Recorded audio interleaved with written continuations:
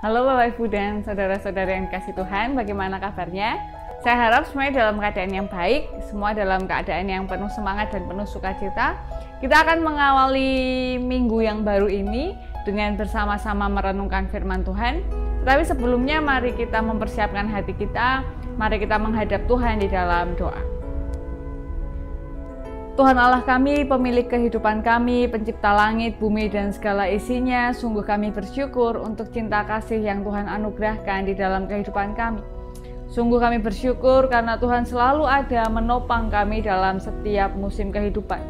Dan pada hari ini bersama-sama kami akan merenungkan firman Tuhan. Kiranya Tuhan menolong kami untuk memahami apa yang menjadi kehendak Tuhan, agar kami dapat memancarkan cinta kasih Tuhan kepada sesama kami dan lebih dalam lagi kami mengasihi Tuhan. Terima kasih ya Tuhan, di dalam nama Tuhan Yesus kami berdoa, haleluya, amin. Bacaan kita pada hari ini berdasarkan Ibrani pasal 2. Ibrani pasal 2 ayat yang pertama hingga ayat yang keempat. Ibrani pasal 2 ayat pertama hingga ayat yang keempat yang berbunyi demikian. Karena itu harus lebih teliti kita memperhatikan apa yang telah kita dengar, supaya kita jangan hanyut di bawah arus. Sebab kalau firman yang dikatakan dengan perantaraan malaikat-malaikat tetap berlaku, dan setiap pelanggaran dan ketidaktaatan mendapat balasan yang setimpal, bagaimanakah kita akan luput jikalau kita menyia-nyiakan keselamatan yang sebesar itu, yang mula-mula diberitakan oleh Tuhan dan oleh mereka yang telah mendengarnya kepada kita dengan cara yang dapat dipercayai. Sedangkan Allah meneguhkan kesaksian mereka oleh tanda-tanda dan mujizat-mujizat dan oleh berbagai-bagai penyataan kekuasaan dan karunia Roh Kudus yang dibagi-bagikannya menurut kehendaknya. Demikianlah pembacaan firman Tuhan pada hari ini. Yang berbahagia adalah setiap dari kita yang mendengarkan, merenungkan, memelihara, bahkan diberikan kekuatan untuk melaksanakannya di dalam kehidupan sehari-hari. Haleluya. Bapak, Ibu, dan saudara-saudari yang dikasihi oleh Tuhan. Sekarang ini segala sesuatu bisa diakses di internet. Bisa dilihat di YouTube, bisa dilihat di artikel-artikel, bahkan banyak buku-buku yang diterbitkan yang bisa dibeli di mana-mana, dan ada kemungkinan bahwa buku-buku, tontonan-tontonan, berita-berita yang kita dengar itu sebenarnya kredibilitasnya juga tidak bisa dipercaya, tetapi seringkali tampak meyakinkan. Kayak misalnya nih, selama pandemi COVID-19 kan banyak banget artikel-artikel, lalu tayangan-tayangan, share-sharean yang membahas tentang obat-obat yang manjur untuk mengatasi COVID-19. Ya, mulai dari tanaman herbal, lalu obat-obat tertentu, pokoknya banyak lah, ada banyak sekali berita-berita berkaitan dengan obat-obat yang bisa memusnahkan, mengalahkan virus corona, dan itu biasanya di-share-share begitu kan.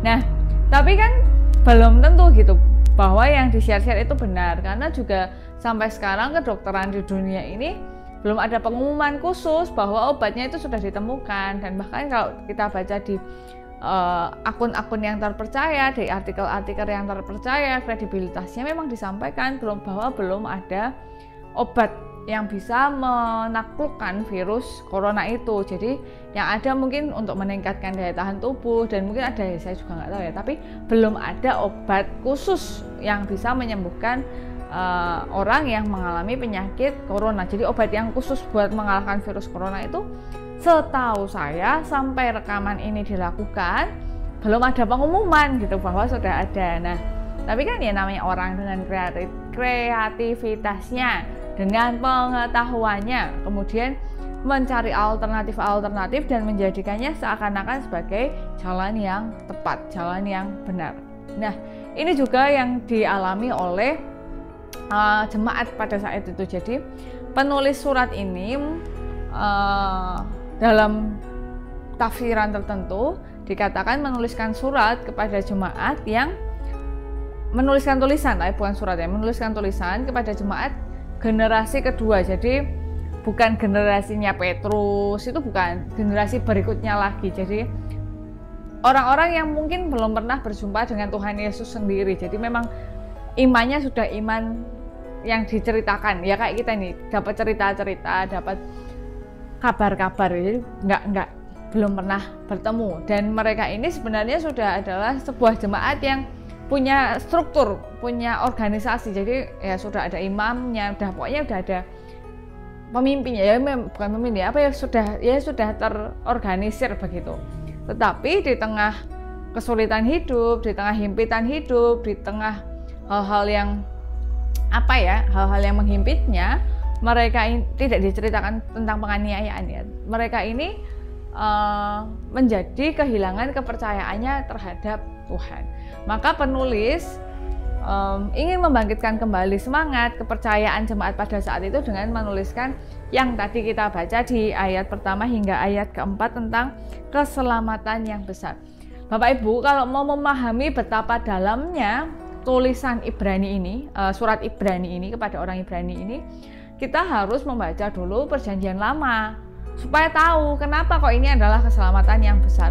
Kebetulan bacaan harian kita hari ini berdasar akan ada 3 bacaan ya setiap hari itu Bapak Ibu kalau membaca di Warta Gereja kan ada bacaan dari Keluaran, dari Mazmur, dan dari Ibrani. Nah di Keluarannya hari ini kalau tidak salah itu dari Keluaran 19 ayat 7 sampai ayat 25 kalau saya nggak salah ingat. Coba saya cek ya, di Keluaran pasal 19 ayat 7 sampai 25. Benar, nanti tolong dibaca ya. Jadi itu kisahnya tentang Tuhan Allah yang ingin orang Israel yang ingin berjumpa begitu dengan Tuhan Allah, dan Tuhan Allah mau juga menjumpai mereka, tapi Tuhan nanti akan datang di atas Gunung Sinai. Tapi orang-orang itu bahkan nggak boleh naik ke Gunung Sinai itu, jadi mereka harus menunggu di bawah dan mereka harus menguduskan dirinya. Pokoknya ada berbagai macam, kayaknya kita pernah bahas deh.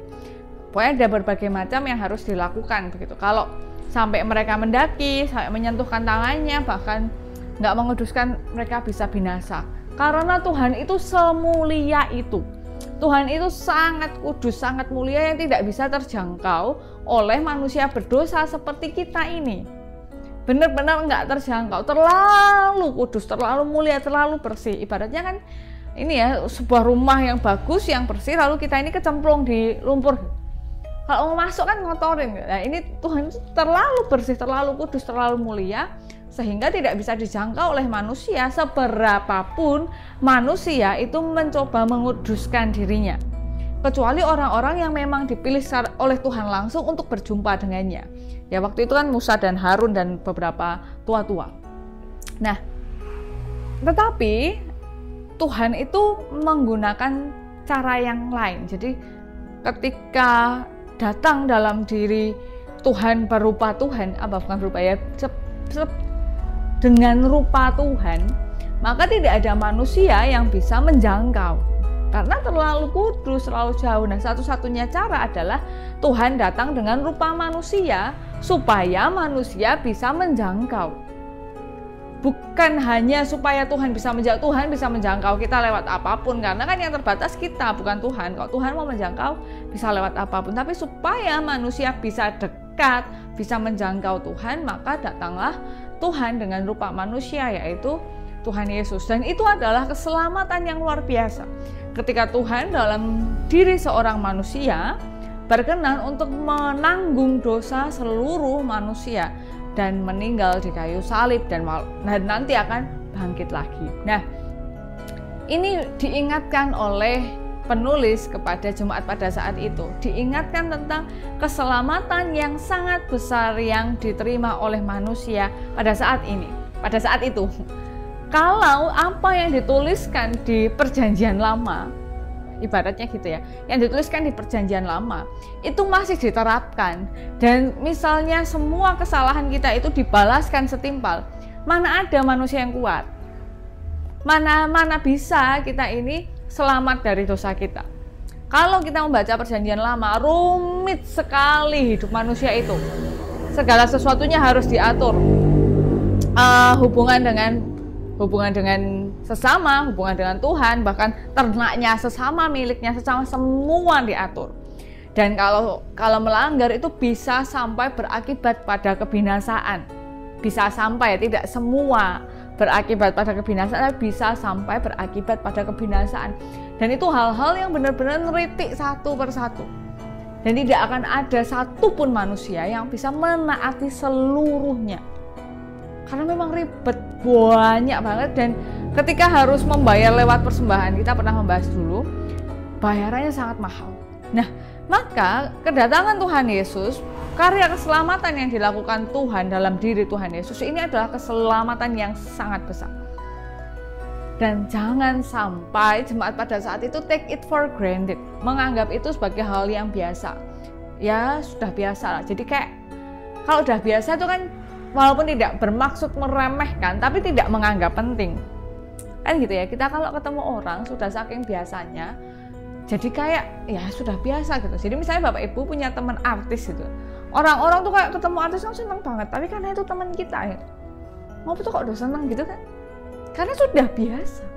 Nah, jangan sampai kita menganggap keselamatan yang dari Tuhan itu menjadi hal yang biasa, padahal itu adalah keselamatan yang besar. Karena apa? Karena kita bisa menjangkau Tuhan. Kalau ini terjadi zaman dulu nggak bisa. Mau ketemu Tuhan sembarangan ya nggak bisa. Ya, sekarang pun ya nggak bisa ya. Maksudnya harus benar-benar dalam keadaan bersih. Harus benar-benar menguduskan diri. Nggak boleh persembahan itu bercacat bercela.